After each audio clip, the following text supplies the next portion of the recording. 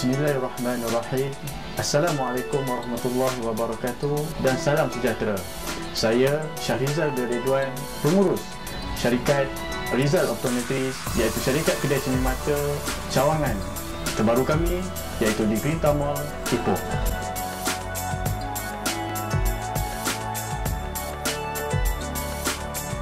Cawangan ini adalah cawangan yang ketiga bagi syarikat Rizal Optometris, di mana kami mempunyai 3 cawangan, iaitu di Ipoh yang baru dibuka, di Kuala Kangsar dan juga di Timur, Perak.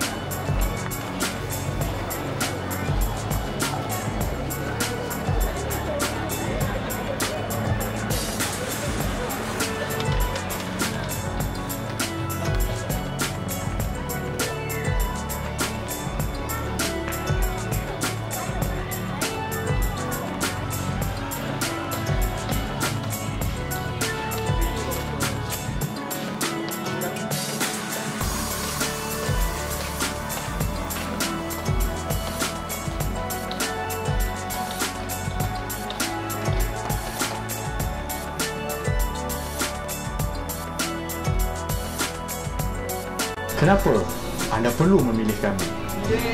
Kami akan pastikan bahawa setiap pemilihan bingkai akan bersesuaian dengan bentuk muka anda dan juga yang paling penting, keselesaan anda.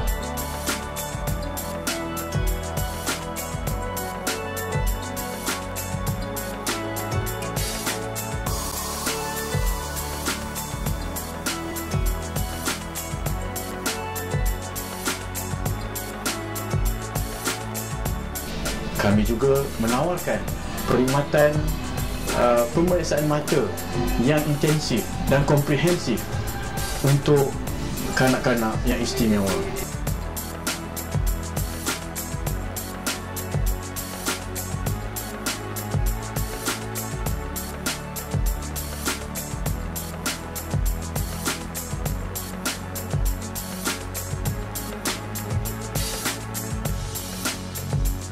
Jadi, pastikan anda datang beramai-ramai ke kedai cermin mata Rizal Optometris dan juga Cahaya Insan Optometri, dan pastikan anda rebut peluang dengan promosi-promosi hebat kami di semua cawangan kami.